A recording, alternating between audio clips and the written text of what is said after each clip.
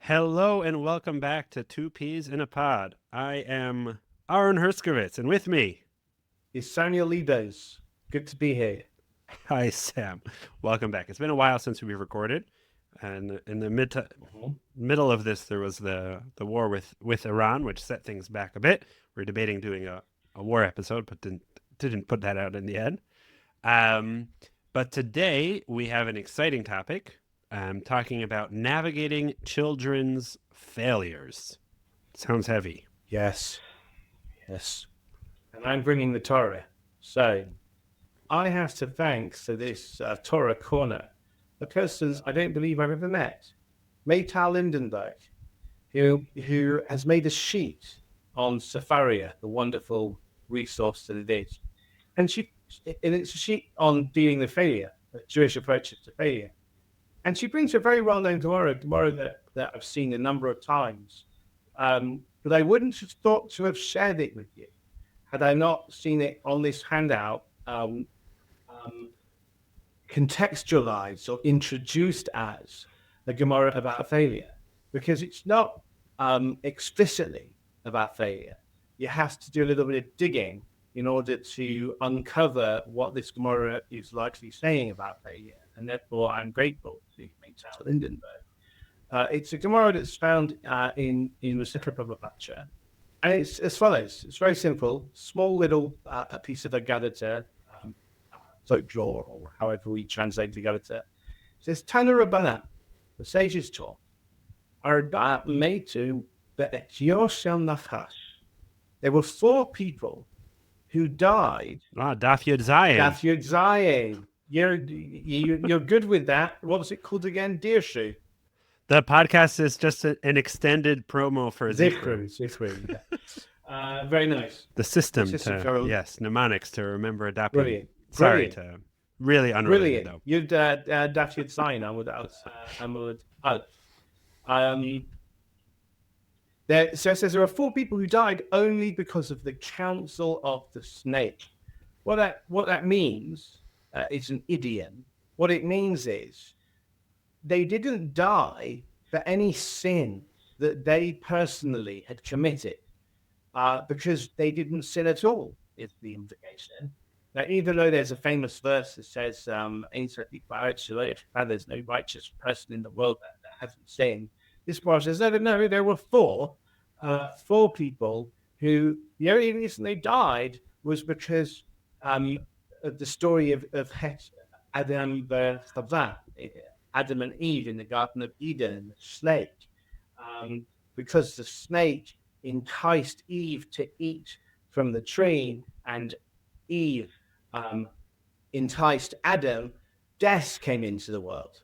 And for that reason, people died. But most of us don't just die because of the snake. We also have our own sins to account for. But says this Gemara, there were 4 people who, so to speak, had it not been for the snake, would never have died because they didn't sin. Well, who are they? The Eluhain, Ileah, Binyamin ben Yaakov, Benjamin, the youngest child of Jacob, Joseph's little brother. The Amram, Avi Moshe, right? So Amram, the father of Moshe. The Yishai, Avi David, right? Moses, Yishai, the father of David.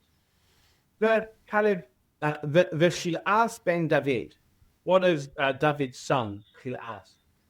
The Holy Gemara Levar Mishai Avi David. And all of these are known through tradition, except for Yishai, father of David. And then the Yishai, father of David, there's a way of learning it from the verses. But what's going on here? Why these 4 people, of all of the people in Tanakh, why are these 4 people the people that are listed as dying without sin? And what I had always taken the Gemara to be kind of indicating, and this isn't far from what Maytal Lindenberg wanted to do with the Gemara. What I always took the Gemara to be indicating is these people are one remove from power and fame and glory. Binyamin is the closest brother to Yosef.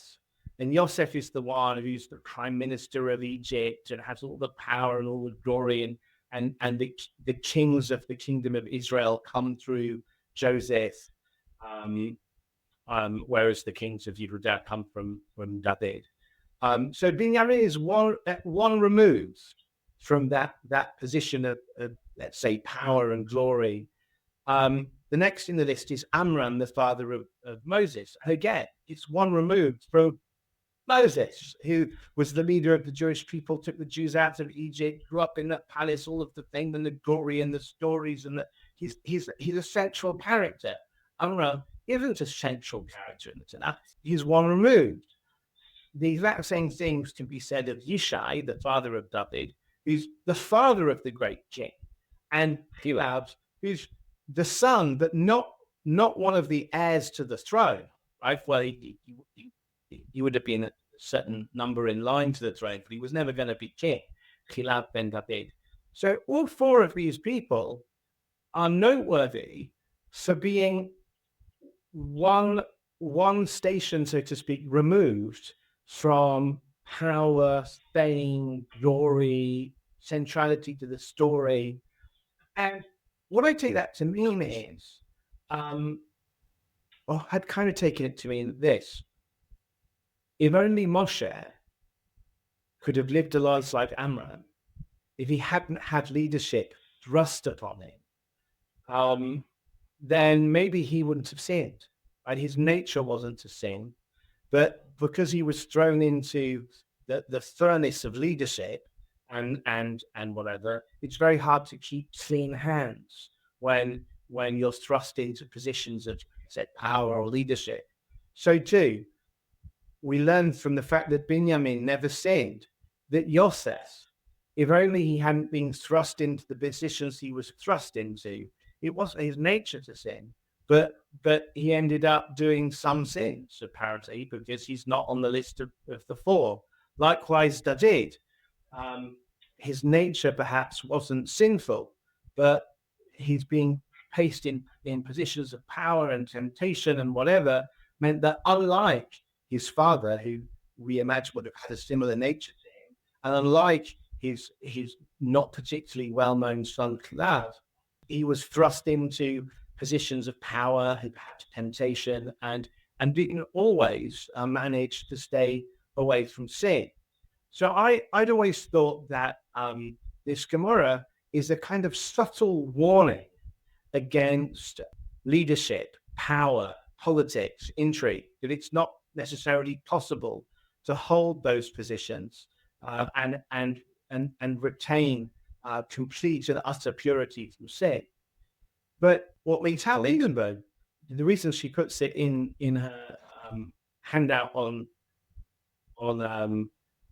dealing with failure is very simple. She writes, these four people in Tanakh never sinned, which is clearly admirable. However, who do you think made a bigger impact on humanity? Amram or Moshe Rabbeinu? Yishai or David HaMelech? And therefore, it's not merely, let's say, the Gemara doesn't necessarily have to be read as I'd always read it, as a kind of warning against the dirty hands that one gets through involvement in power, political intrigue, leadership, hule. It's also saying, look, failure is a part of success. The most successful people in the Tanakh, the people that we most admire, are not Amram, Yishai, Joab, and who have most out Binyamin. They're wonderful people. We admire them, but they're not the people that we most admire. And therefore, by a process of elimination, since these four are the only four who never sin, all the people that we admire most in Tanakh sinned at some point. And therefore, failure, setbacks, even moral failures are presented by this Gemara as part and parcel of a life well lived. So there you go. That's my Torah corner. I think that's a really interesting point. And I think it's based off of the important point that you make in reading the Gemara, is that the individuals are all listed not unto themselves, Mhm. but just with their names, but also in relation to their. Sometimes it's that they're more famous relatives, but also that the relationship is important. In other words, that there's this comparison between Mhm. them. Mhm. Thank you. Thank you. Psychology Corner. So the concept of failure is very interesting, and with regards to how it relates to development and to parenting, to our lives in general, because moments of failure can be very painful, and we really start dealing with failure from or as a potential outcome from very early ages. So I wanted to talk about it a little bit from a few different theoretical perspectives, and then also how it relates to parenting. So I mentioned a couple of times the developmental psychosocial developmental theory of Erik Erikson, how he divides the stages of development into different stages based off of not just the internal conflict that's going on, but also the social aspects of it as well, how it interacts with the environment. And for example, one of the early stages, I think I might have spoken about this in the past, that one of the earliest stages is autonomy versus shame and doubt. Children who are about the age of 1 to 3, where they're trying to figure out, can they do things by themselves or not, right? So the typical image that you might have in your head is of the 3-year-old or 2-year-old wanting to get dressed by themselves, no, by myself, or wanting to choose their wardrobe, and things of that nature, which, if they're able to navigate that successfully, they achieve a sense of independence. And if they're unsuccessful, right, they try and do something and something happens and they feel a sense of shame, which is sort of this all-encompassing emotion stemming from a sense of inability to do anything, and a real lack of confidence. So in other words, that failure in that stage could lead to really intense negative emotions, but that the failure doesn't necessarily just need to be something that's experienced internally. In other words, that if, for example, a child feels, I was talking about a kid trying to maybe I'll talk about the next stage, because the example I'm thinking is about the next stage in life, which is the age of 3 to 6, where it's initiative versus guilt, right? Can a child affect the world, take initiative, do things in an active way, or are they unable to? And maybe they'll feel a sense of guilt related to this passivity. So the example I was thinking of is, let's say a child wants to wake up in the morning and they want to pour their milk into their cereal. One type of failure could be that they pour the milk and it spills all over the table. And I'll talk about that in terms of how parents can respond. But another type of failure is that their parent comes and grabs the milk away from them, right? And says, "What are you doing? You can't do that. You're going to spill it," right? Where the child then can internalize this sense of inability, right? I don't have this ability to do things in the world. If I do things, they might be dangerous, right? It's better to be passive. Shev ve'al ta'aseh adif, right? Sitting and not doing something is better.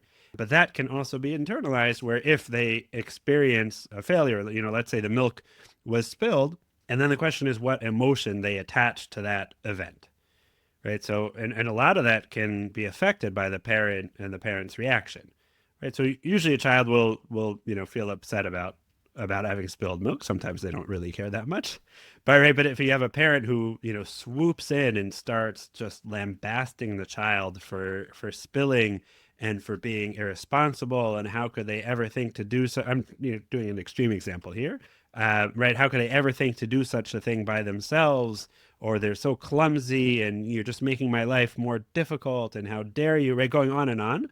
Obviously, the child will feel very bad about that, but they'll also be more likely to internalize a certain image and view of themselves as being incapable, not being able to, I shouldn't initiate because look what happens when I try, right? What a horrible failure I am, right? It's better to just not do anything. So really, there is great weight given to how parents also respond to children's failures, as opposed to for example, saying, oh, it's okay.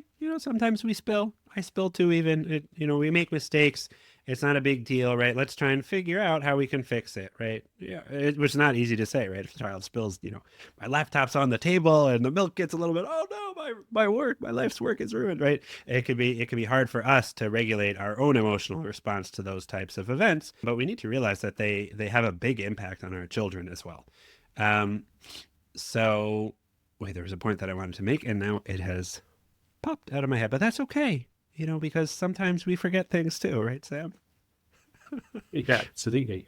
Well, I was going to say, well, I don't want to preempt. I don't know what else is coming in psychology. There's so corner. much. There's so much. I don't want to preempt, but I suppose I'm thinking from my own experiences as a parent. I think with our first child, we were so keen on emphasizing the positive and say when he had successes, saying like, oh, you're so clever. Oh, well done. You're so brilliant. He started to crave that sort of affirmation and defined himself in terms of successes, so that failures became even worse for him. Somehow.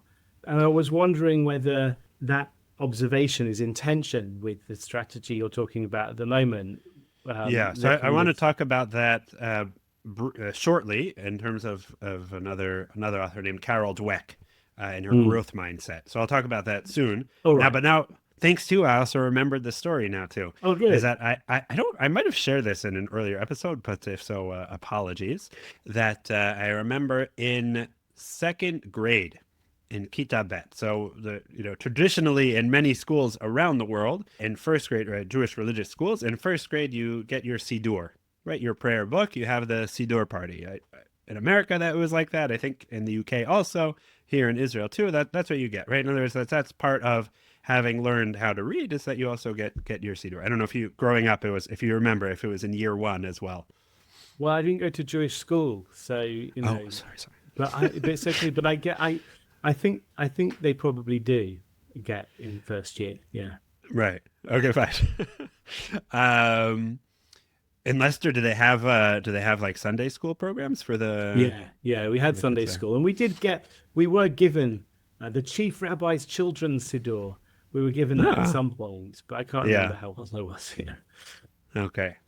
So all right, different cultural aspects, but I remember, so in second grade they have like they have here in Israel too, the Kabbalat Shabbat, accepting Shabbat, and it was my turn, so I was meant to say Kiddush, right? So I have the cup of grape juice, open up this prized possession, my very first Siddur, and then at some point the very full cup of grape juice spills a little bit onto the page.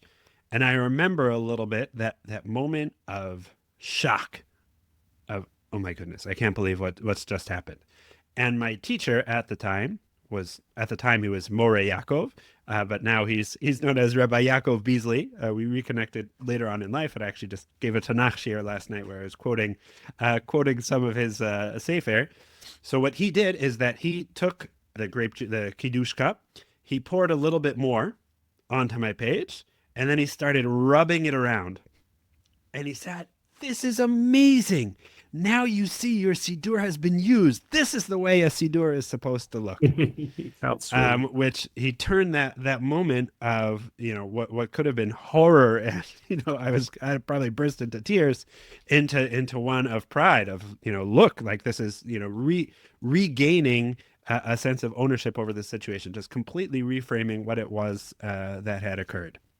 And this is something also that parents can do when children encounter failure. We'll get to it in terms of the practical aspects as well, but a lot of it is about reframing. Right now, give validation to the child's emotional experience, but also figure out a way to potentially view it in a different way. Right. So something spills. Okay, that happens sometimes. Right. Maybe we can think, I noticed that this milk container right now is really, really full, and I know you want to do it by yourself, but maybe when it's so full, it might be good to move the bowl a little bit further away, or to ask someone for help. It's still, you can still do things by yourself. So that's in terms of Erikson. Before I get to Carol Dweck, I will just mention, in terms of how we could view this with regards to Donald Winnicott, and good enough parenting, which is spoken about a number of different times. But that if we give our children the space to play around and make mistakes, that also helps them internalize that good enough parent voice, right? Our children internalize all sorts of voices about themselves, right? The way that they view themselves, the way they view the world, the way they view others. And a lot of it comes from us and how we parent them. Not too much pressure, but just a little bit of pressure. So if we, come with this overly critical voice, they're likely to internalize that voice. If we come with a voice of, it's okay, right? Sometimes we make mistakes, I make mistakes, you make mistakes. So they're more likely to internalize that. So Carol Dweck writes about two different types. Just as a segue into Carol Dweck, I'd say that in some of the anecdotes you gave, like the beauty corner with Rabbi Beasley, but it almost makes the failure into a success. Like, oh, well done, you've made yours is used, which I can see there's a time and a place for that, and so often in our podcasts, Aaron, I've come to the conclusion that a lot of the practical stuff for the practical corner is about getting a balance right between various different values and approaches. But some of the examples you gave, unlike the Rav Beasley, it is recognizing a failure for what it is.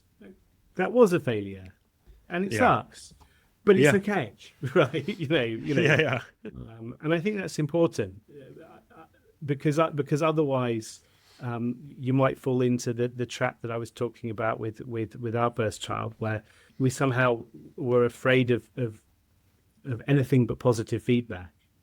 Yeah. So I'll talk about that also a little bit with regards to self-compassion and developing it.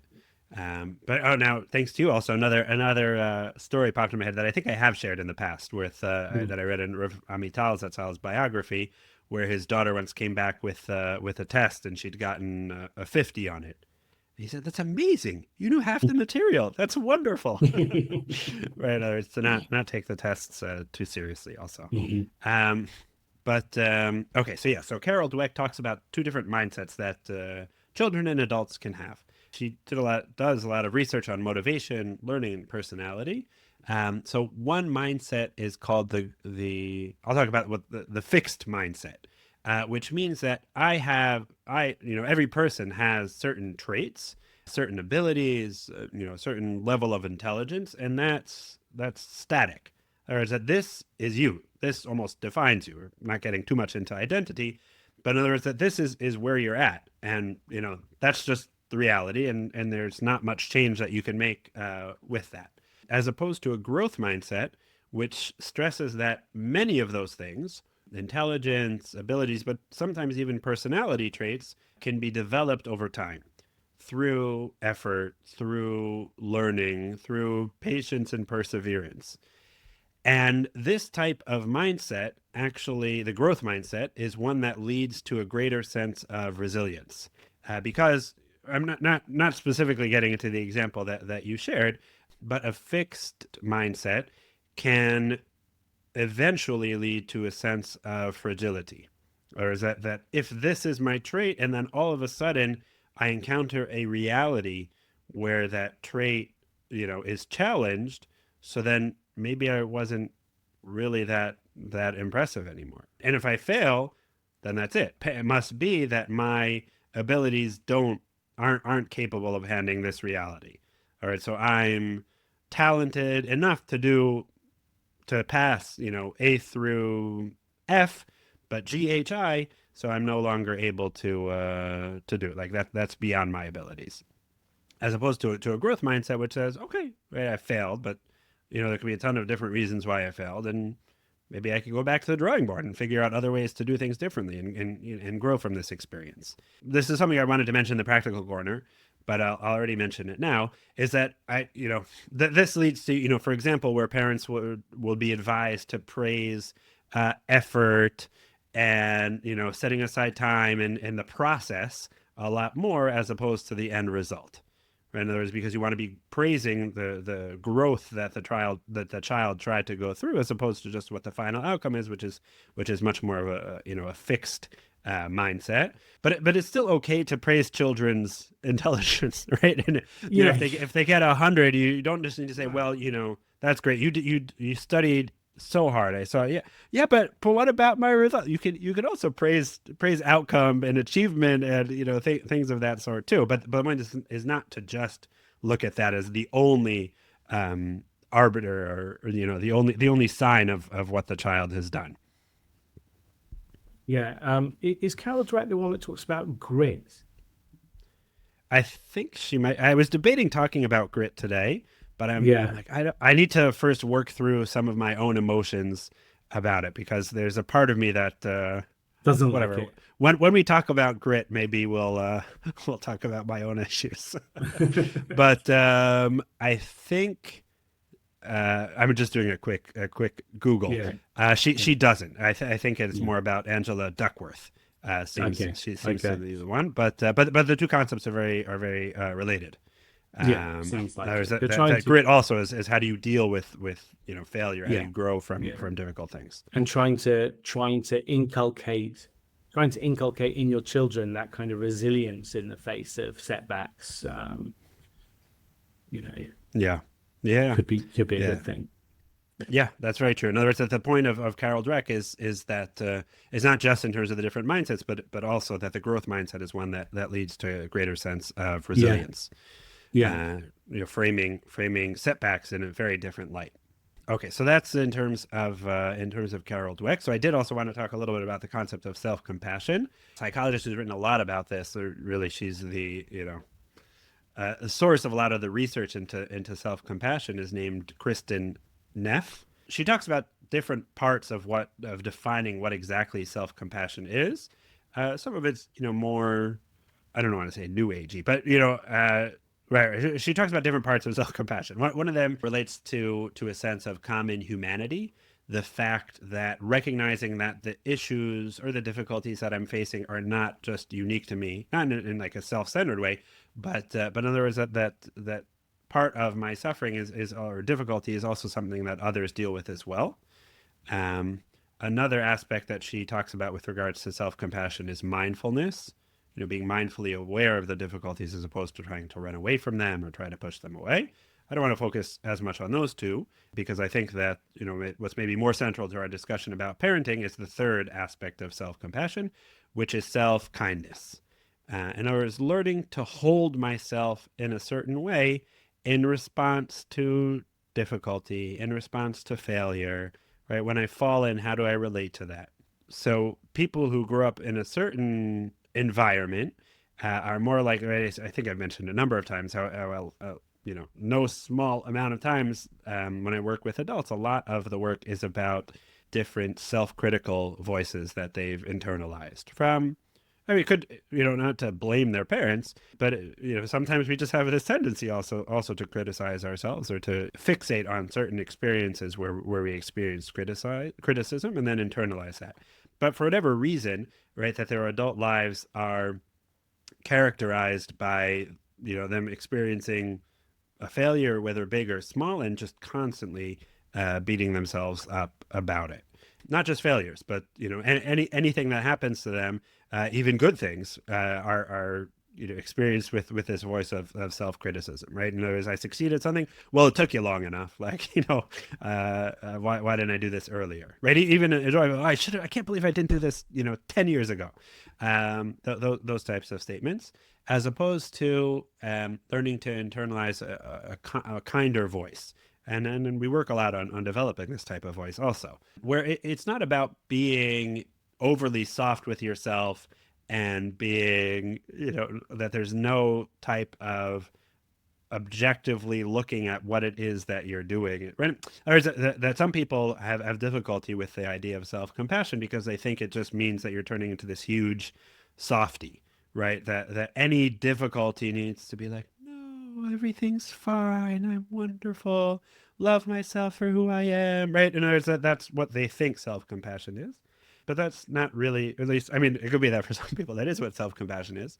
But what she writes about more is self-compassion is looking at ourselves in a slightly different lens with a bit more kindness, in a way that helps us grow from our experiences and learn from them and move past them as well. In other words, it's towards a certain end, right? It's not just to prevent myself pain and difficulty, but it's to do so that I can also grow from it and be more resilient in the face of difficulty as well. So that's also something that's really important from a parenting standpoint as well, in terms of, as parents, helping our children develop self-compassion. And I think that could be done in two different ways.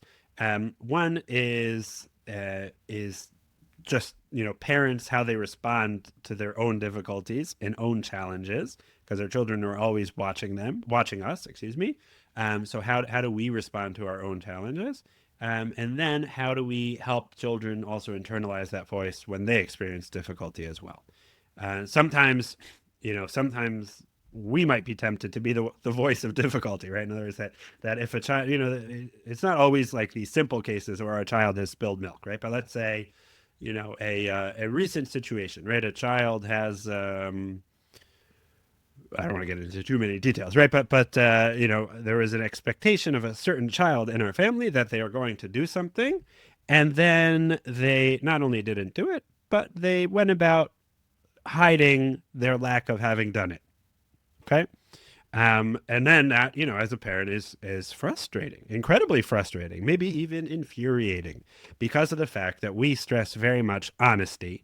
And that we tell kids, if there's something that you don't want to do, talk to us about it. And, we're happy to have conversations. It might be that we'll say you have to do it anyways, but like, let's talk about it. We can deal with disagreement.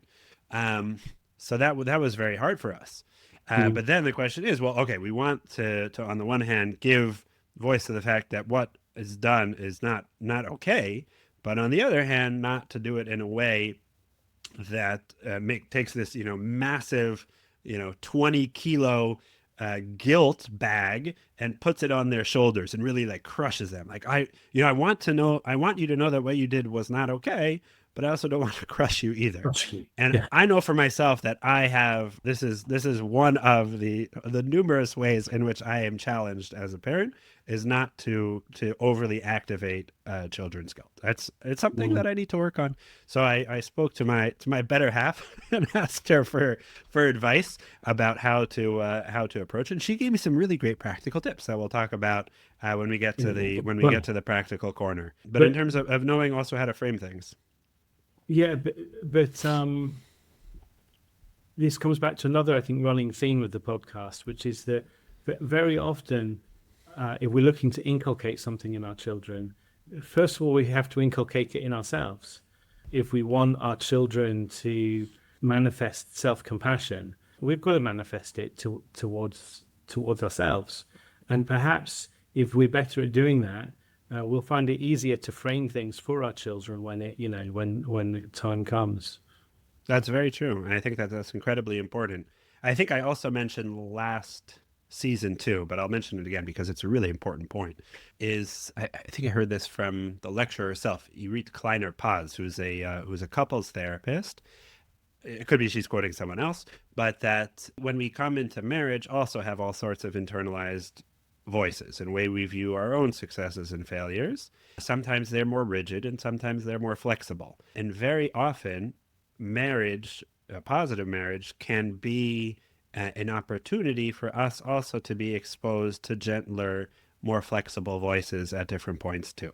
Right. So in other words, for example, I don't remember if this is the exact example she gave, but you get to your kitchen, it's bedtime, and you see it's a mess, and you have that voice that's like, a good person doesn't leave a messy kitchen, wherever that voice came from, right?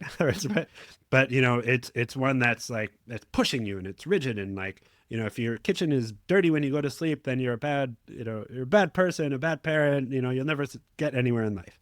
And then you have your spouse will say, like, oh, it's okay, like, I'll take care of it in the morning, like we can leave it, right?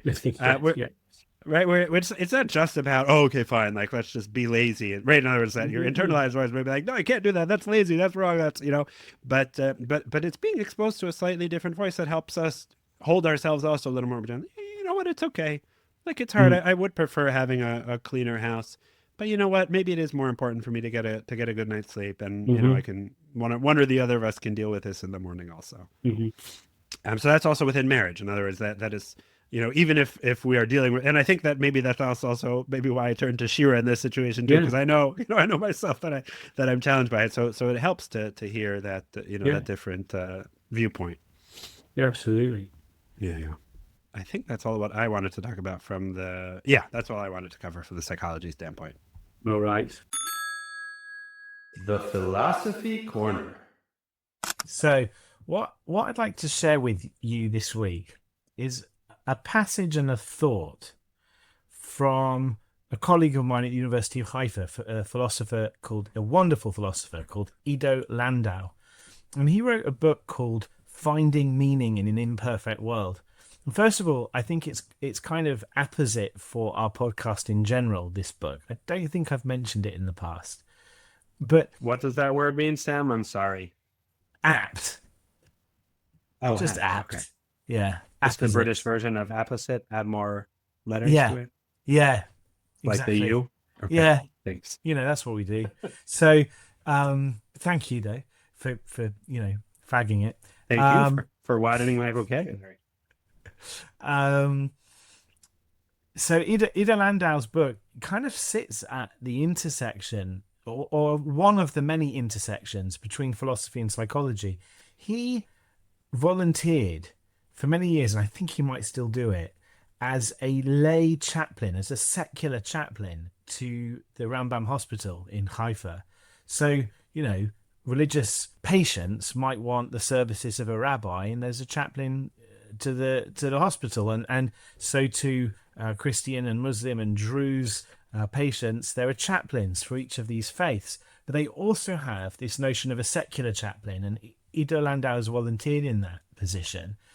And in that role, he frequently came into contact with people at the end of their lives, people suffering from terminal illnesses, and they would, enough to give him material for a book, they would complain of the feeling that their lives were somehow meaningless, or their lives lacked a certain amount of meaning, and they were staring into the oblivion at the end of their lives with this very deflated, depressed evaluation of their lives.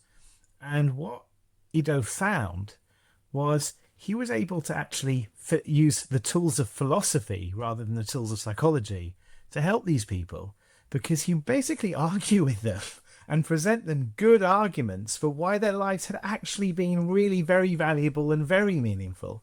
And the whole book is about finding, like I said, it's called Finding Meaning in an Imperfect World, where he goes through many of the arguments that he found to be successful in lifting people out of a certain malaise in looking at their own lives. Anyway, one of the chapters Is this like very much in conversation with Man in Search of Meaning? Yeah, It sounds, absolutely. Yeah, like sounds very logotherapy. overlapping, but Yeah, of Viktor Frankl. I think, if I'm not mistaken, Viktor Frankl appears in multiple chapters in the book. But yeah, the idea is you can use kind of the tools of philosophy, logic and argument, to kind of answer back those cruel and controlling voices that would suggest to you that your life hasn't been meaningful when actually it has been. It's not exactly the same as what Viktor Frankl was doing, but they are both engaged in the process of trying to find meaning in lives.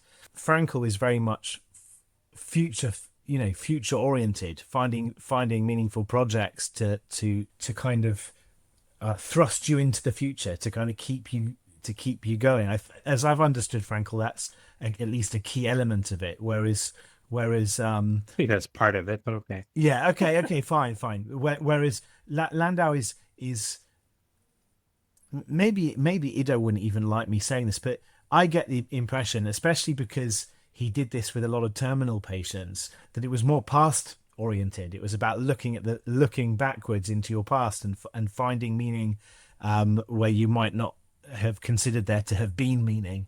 But anyway, it's a good whether or not whatever extent it overlaps with Frankl, it's a good read, and I heartily recommend it to our listeners, especially if our listeners are interested in both of the fields that we work in, Aaron, in psychology and philosophy, it's quite a nice intersection. Anyway, there's one chap. You've interested me. I talk Good. about that a lot with clients, especially clients who are a bit older. Yeah. So great. I don't think I've ever mentioned it to you personally. So I do that too. Right. I think you might. You've been holding back from me. I have been holding back. And I think Appreciate you opening up. I think you might like it.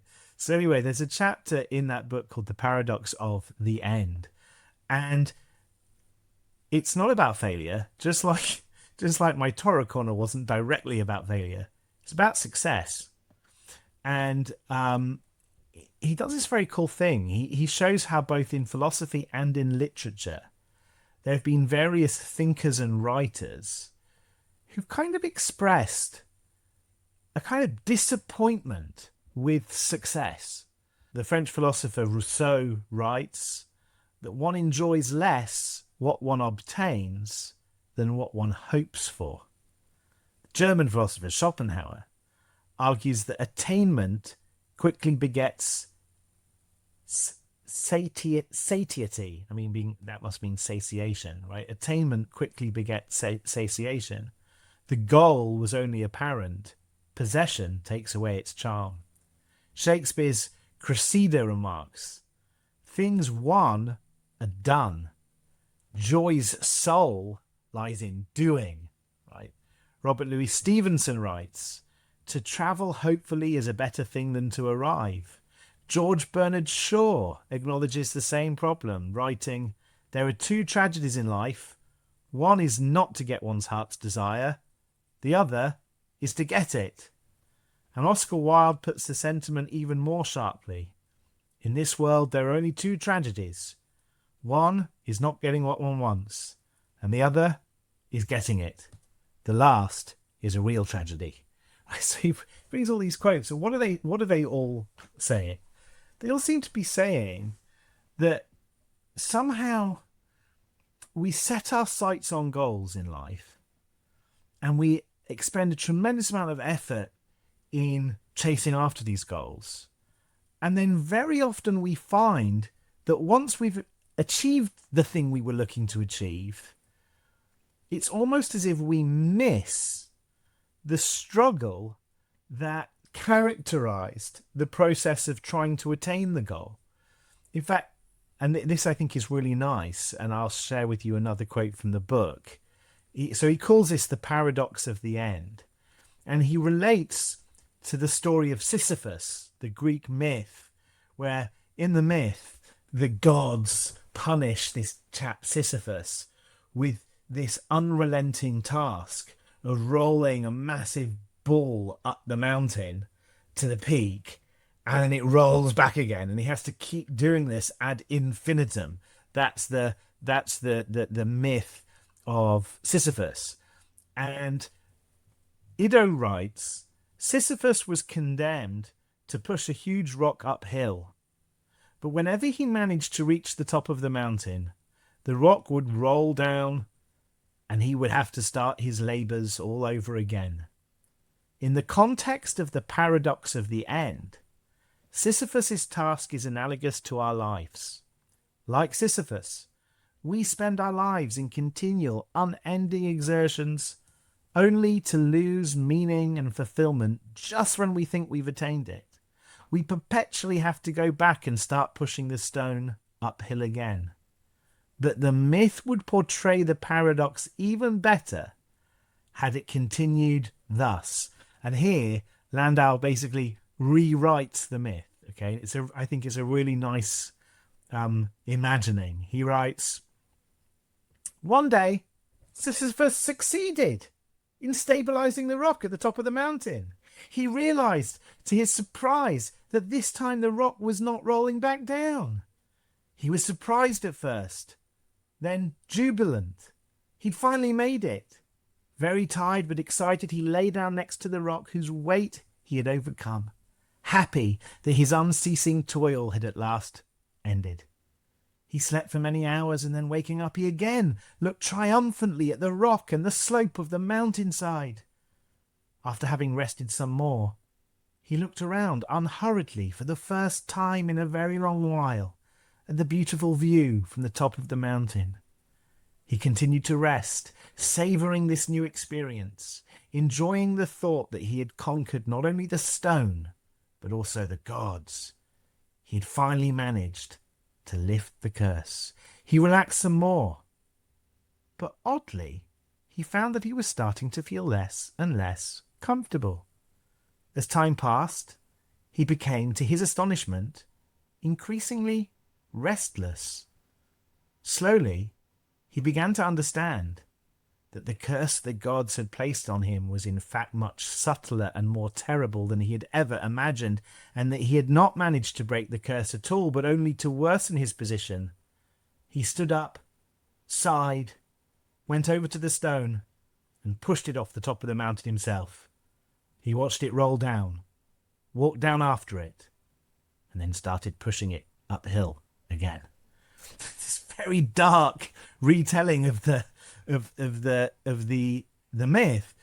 The suggestion being that if Sisyphus had succeeded, it would have felt great for a while, but then there's this inevitable anticlimax, as if success always comes with anticlimax, to such a degree that in the rewritten myth, Sisyphus ends up, undermining his initial success in order to start going back with the project of rolling the stone up the top of the hill.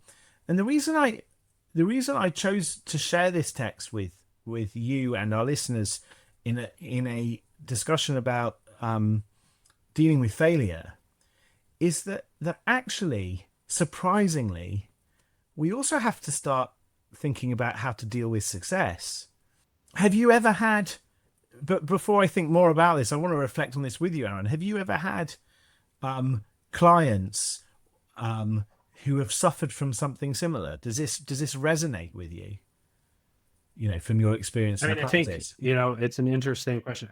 I think it was a very interesting thought, Kristen, before I answer your question, if I may, and about how the pitfall that we have sometimes when we set goals is that what do we do once we reach them? And I think also that it's very instructive. I don't know if in this chapter he also quotes sources from our tradition or just Greek, worlds just of content. Polytheistic Greek traditions. In terms of different ideas that we have too with regards to talking about their chaim, right, the way of life, the path of life, about the corpus of laws that guide our daily living is called halacha. Right? Walking, the way, right? The derech yelchuba, the path upon which they walk. And also, when a pair of drashot in the Gemara and Masechet Avodah Zarah, Daf Daled, that not drashot, but of limudim, hayom, or I guess it's drashot, hayom la'asotam. I'm giving you the mitzvah this day in order to do that. In the very question, hayom la'asotam, below machar la'asotam. Today you can do them, and tomorrow, in the world to come, or after you're no longer alive, it's too late. You can't do them. It's one learning, and the other one is hayom la'asotam u'machar lekabel schara. That today is for doing, and tomorrow is for getting the reward. Now, the part of the idea is that the activity only exists now, and that all that exists now is the activity, right? I guess that's why I maybe rephrase both of those. In terms of your question about therapy, I do very much feel that when someone comes to me, let's say with a defined issue that's going on, and things get better, in my mind, it's therapy plays a part, but many of the times like, oh, it was nothing to do with you, right? Things are just better for other sets of reasons, depending on who it is and whatever. And then we get to a stage where there's it does feel like all of a sudden there's this emptiness in the session and quiet and boredom and awkwardness and well, what do we do now? And there are definitely points where then the therapy will end, right? So I was feeling very anxious and having panic attacks, or I wanted to have this conversation with a family member, and it happened. Okay, well, what are we doing here now? Sometimes the therapy then does transition because of the fact that there are other things going on, and sometimes you say, okay, like that's okay. It's over. Well done. And yeah, well done. Yeah. And there are also parts. In other words, the way that I view therapy is that it's not a lifelong. It's not accompanying people for their entire life, or it should. But that there can be stations along the way. In other words, that this was you worked on this for now, and now your job is to keep living. And there might be a time in the future where you want to either work on the same thing or different things. You're in a different stage of life. But definitely feel that come to be as well. So you, I don't know. There are times also, answering the question in a different way too. There are times where people will come. Not just there are times. It's very common people will come to therapy because they feel a lack of meaning.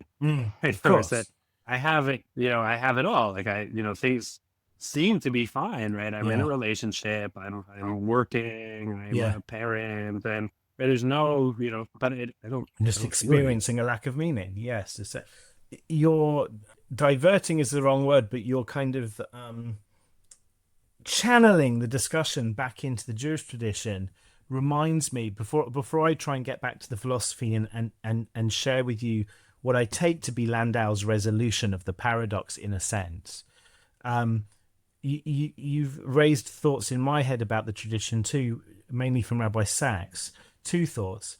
One is that one of his favorite Jewish texts, in the sense that he chose it to be a kind of on his logo of his office and of his headed paper and whatever. It was a Mishnah from Avot that said, "Lo alecha hamlacha ligmor, v'lo ata ben chorin libatel mimena," which is that you're not.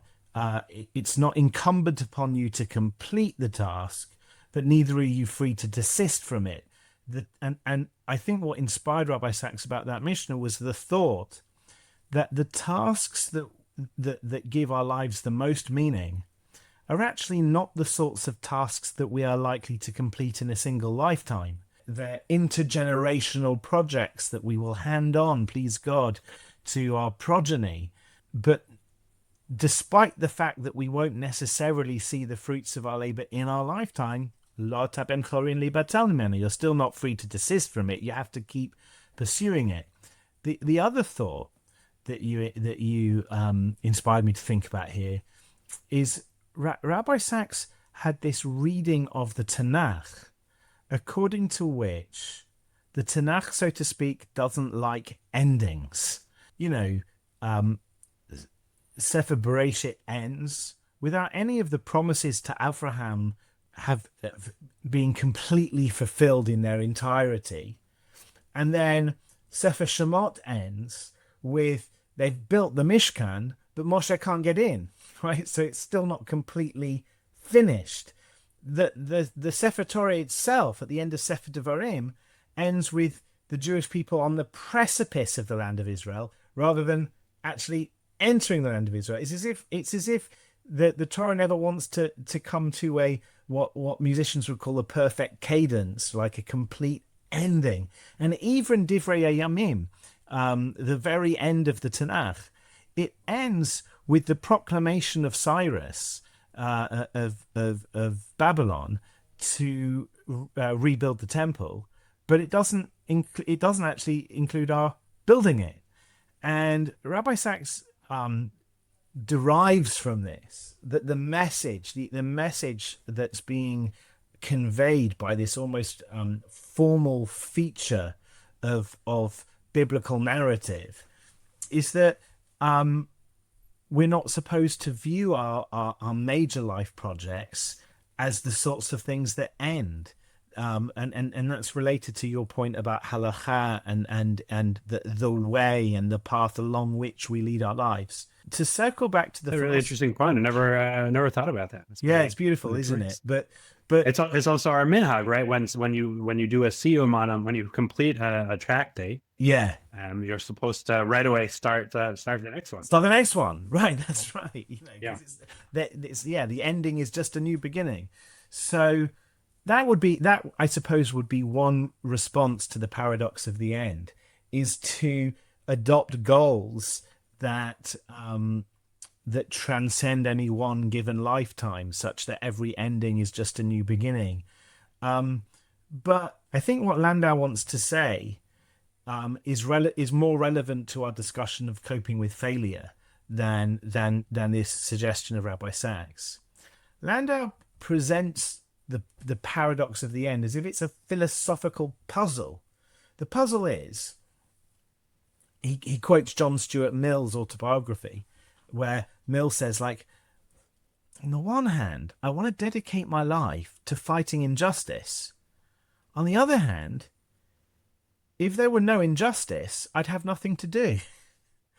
So then the kind of paradox is, does that mean you want there to be injustice because you want to find meaning in fighting injustice, so you need there to be injustice? And that's the way you can massage this to give it the appearance of a kind of philosophical paradox. Hold on the one hand you want this thing, on the other hand you don't want this thing, namely injustice, Right. because you want to fight Do it. I want my field of work to become irrelevant That's right. as a psychologist? That's right. As a psychologist, I used to have this discussion with my dad as the oral health of the United Kingdom, which is often the butt of American jokes about British people having bad teeth. But my dad was a dentist in Britain, and whatever American humor would have to say about this matter, the oral health of the United Kingdom has got progressively better over the generations. I said to my dad, "Oh, so will there come a time when we don't need dentists?" And he was like, is that something dentists should wish? It's the paradox of the end, right? That's what that's the philosophical puzzle as Landau sees it. But his answer, and I think this is part of what makes the book so sweetly centered on the intersection between philosophy and psychology. He says it's not really a philosophical problem, it's a psychological problem. The psychological problem is that we haven't learnt properly how to deal with both success and failure, that we hang so much upon our ideals of being successful that when we achieve it, it turns out not to be as sweet as we'd promised it would be. But that's because perhaps we'd oversold it to begin with. And that what we really need to do to solve the paradox of the end, one of the things that Landau suggests is a kind of re-education where we learn to put both successes and failures in a better perspective. And that's all. That's How why do you put failure? Or is that? I don't know. We want to get into the practical tips already. Yeah, exactly. Danger of philosophy. Exactly. Shalom, becoming practical. God forbid. Wouldn't want that.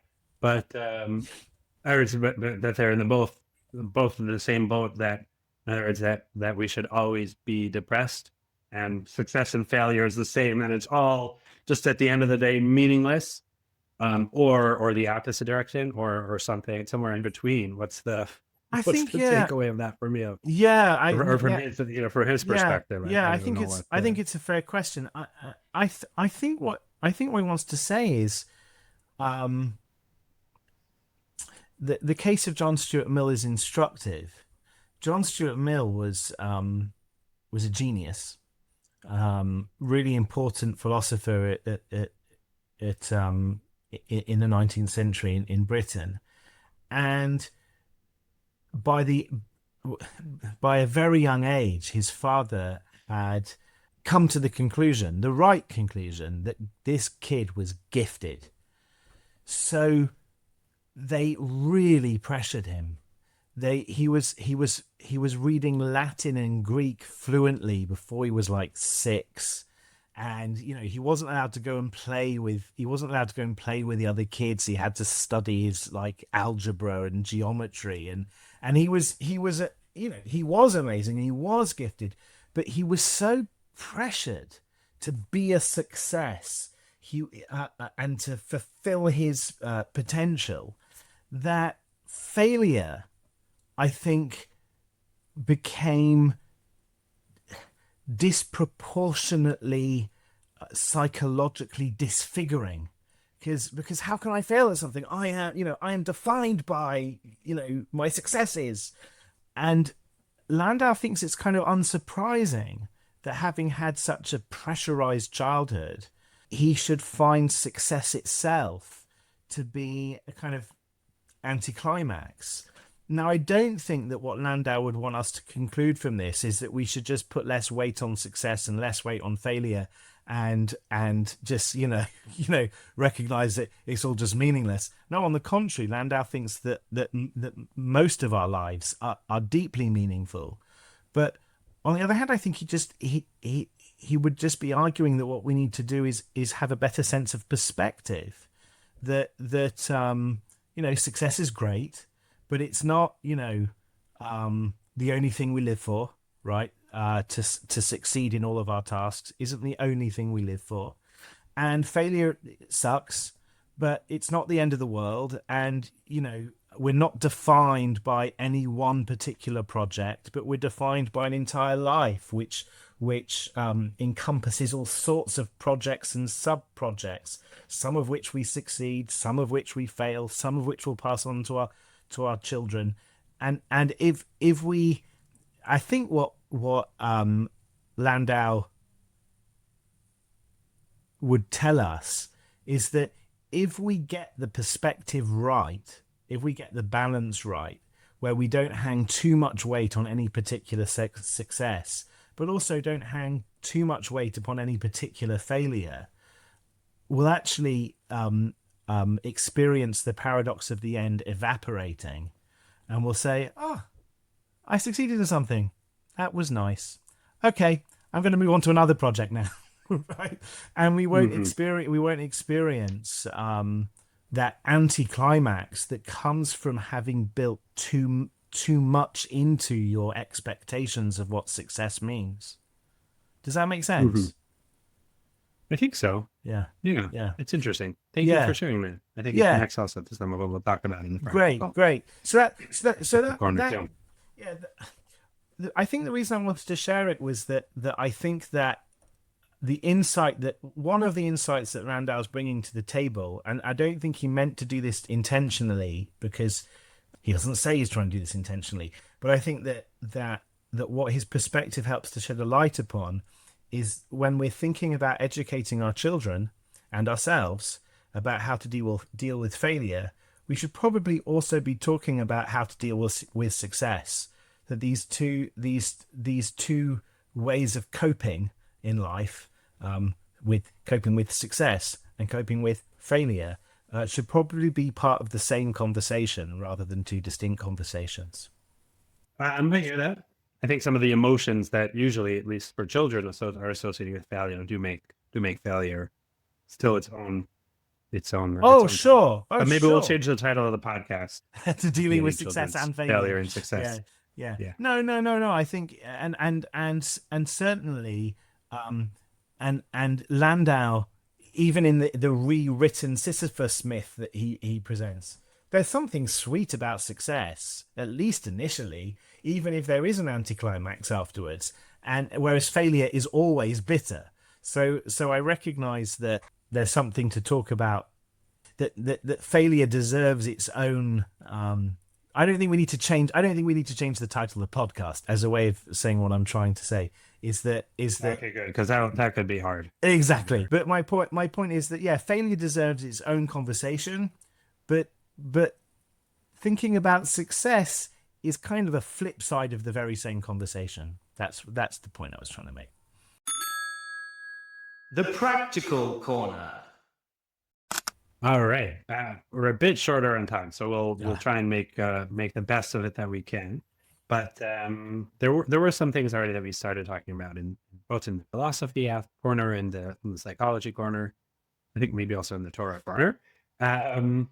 So the first thing that I would suggest is a combination of modeling and normalizing mistakes or response to failure.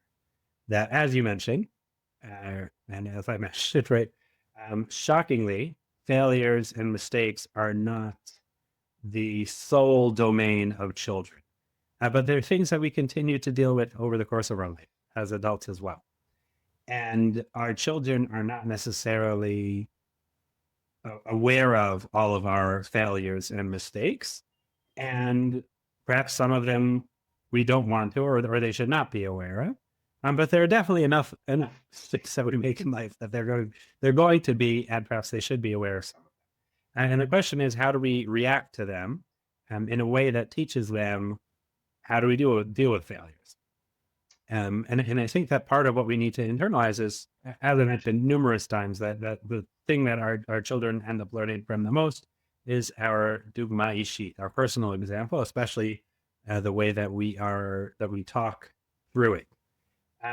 So what that means is that when we mess up, we make a mistake, that we're able to take responsibility for it, acknowledge it, as opposed to being in denial, as opposed to blaming others. I mean, maybe that others played a part in it as well, and that's okay to mention too.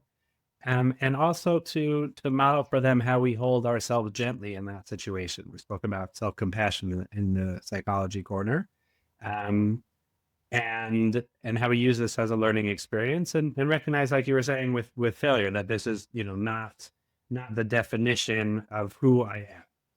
So for example, like a script that would, oh man, I made that mistake. Well, I guess one thing I didn't mention is that it's so frustrating. It's so annoying. Getting back to our negative emotions episode, acknowledging the difficulty is an important step also, and then taking a deep breath, either literally or figuratively, and saying, okay, it's okay. It was just this one time, or it's not that big a deal, or what, it is a big deal, but there's ways that I'll figure out how to deal with it anyway. It's not going to be perfect, but maybe it'll be good enough. Whatever. In the exact situation, it's hard to get a skip for every single possible failure or mistake that one might make. But the point being is that our children learn from how we model, how we deal with our own mistakes and errors. And the second thing is, as part of that too, is that when they're dealing with their own failure, to try and understand and help them express their difficult emotions, but also learn how to connect it to our own experiences too. Oh, that this reminds me, I kind of had something like that either recently or in my childhood as well, and to use that, potentially use that coping, not as a way to. You need to be careful to not minimize or say, oh, I'm talking about myself because I'm important and your issues pale in comparison to mine or anything like that, but to use it as a way of connecting and in an instructive sort of sense. And I think that those are, both slightly different but related aspects. There was a modeling and talking through their own mistakes, and getting back to that, that first step of, it's so frustrating, or I'm so, upset with myself, or whatever it is. That also is important when we get back to the emotional component in terms of naming the emotion. We talked about negative emotions in the past and how important it is to be able to name them, to discuss them, to recognize them, because that creates a bit of distance between us and those emotions. So instead of them controlling us, sometimes unconsciously, so we're able to discuss them from sort of a higher place. I don't remember if I mentioned in that episode, but I mentioned it a couple times in different sessions this week, so it's in my mind. Is especially for younger kids. Having like an emotion chart where we have 20 different pictures, either emojis or pictures of kids or drawings, whatever it is, of them showcasing the facial gestures associated with different emotions, especially for younger kids who don't necessarily know, what's frustrated versus irritated, like what's the difference between those two. And sometimes when kids have difficulty speaking because they're so overwhelmed by the emotion, or they don't yet have, their vocabulary isn't yet as developed, they could just point to it, say, what are you feeling? And you could give them suggestions, right? In other words, I'll know, I have a pretty good idea that my daughter is feeling hurt and insulted by this, but I don't want to say it for her. I don't want to take over her emotional experience. Sometimes it can be helpful, helping her name it.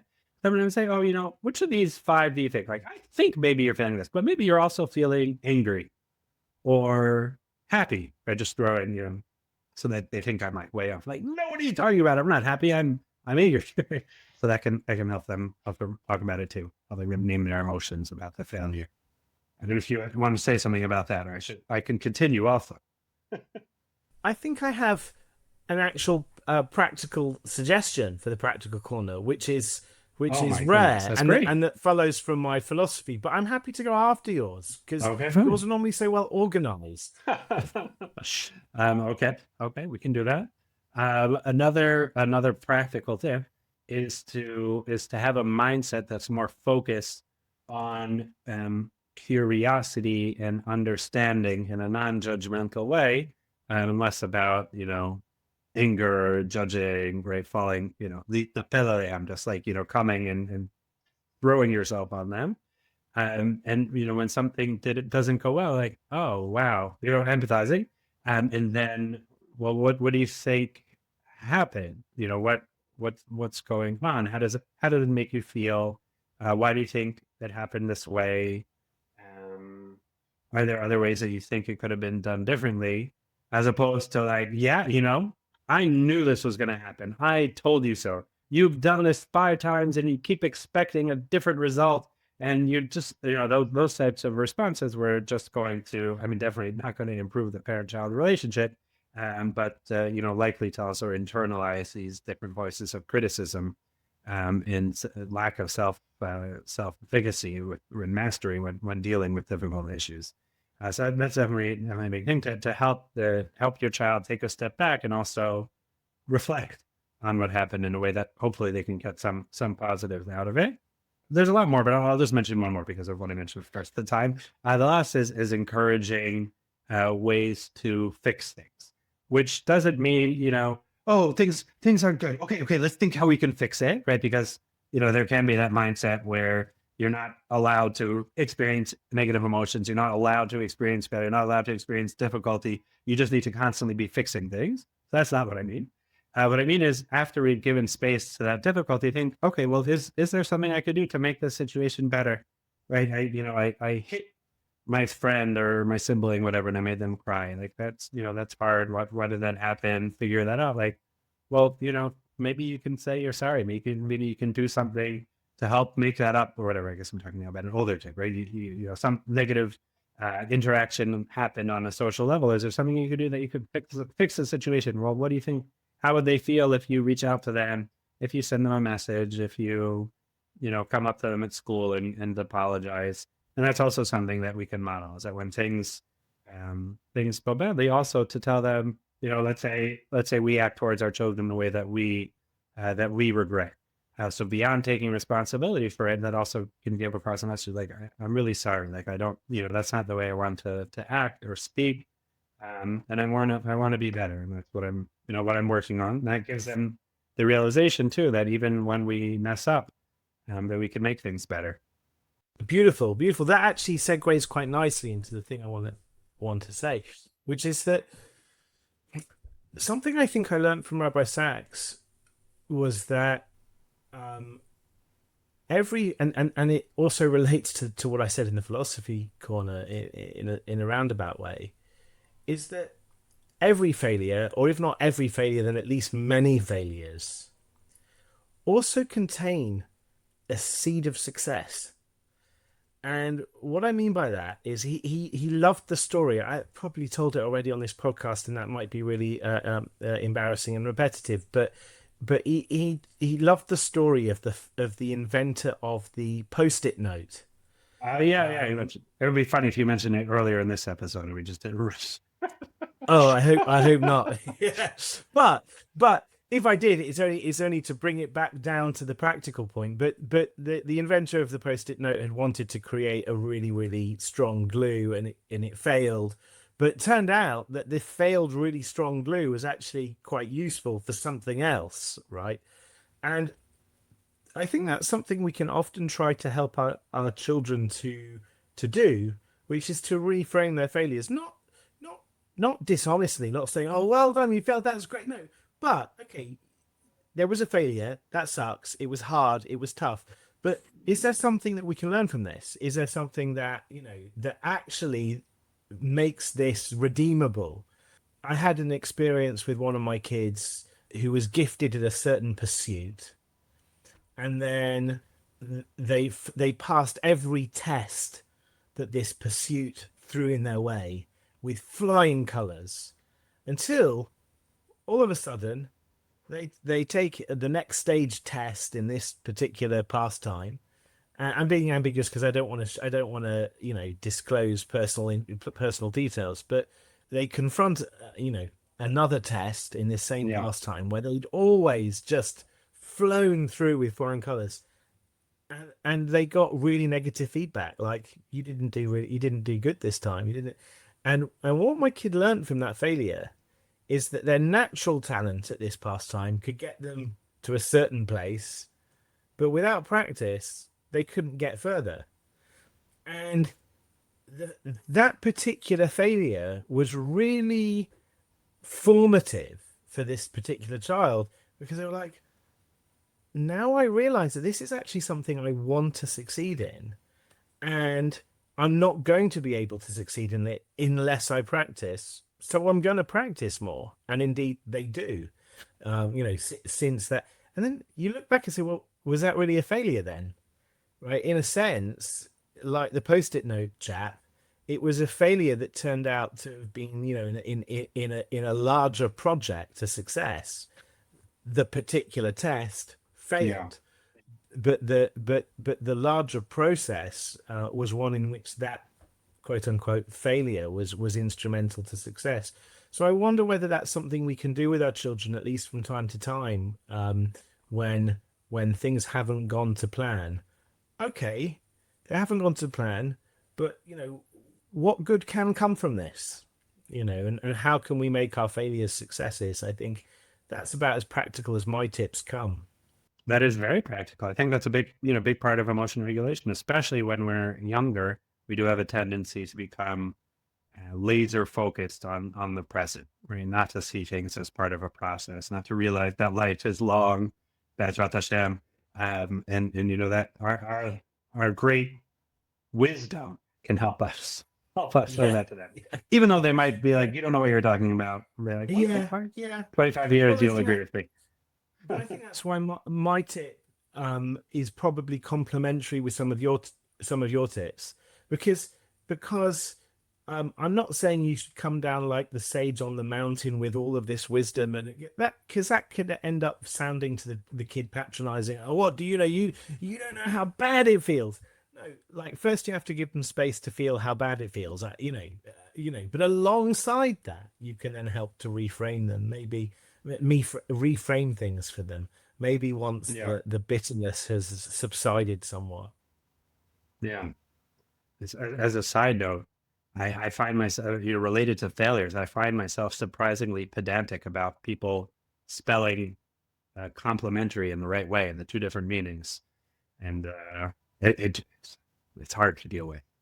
My burden is heavy. As in complementary, one meaning being like praising, and complementary meaning going well together. Yeah. I find myself like carefully checking. Wait, they used it right. Yeah. Okay. Everything's fine. The world's all right. Oh my goodness. You said that I expanded your vocabulary. You just expanded my vocabulary. I had no idea they were two different words. Well, the reason I'm sharing now is because I noticed that there was one time where you wrote one and you meant the other. And this is just my way of, I held back from yelling and I didn't. Well, and also my failure in spelling is now actually a success, because it led to a teachable moment. Yeah. And you can give me an editor note on the next book if you'd like. Okay, will do, if I've used the word. Sounds good. All right, that's all for this week. Thank you for joining us. Hope that you get a lot of success navigating your own and your children's failures in the upcoming week. And successes. Yeah. Oh, man. Yeah. Okay, bye guys. Bye everybody.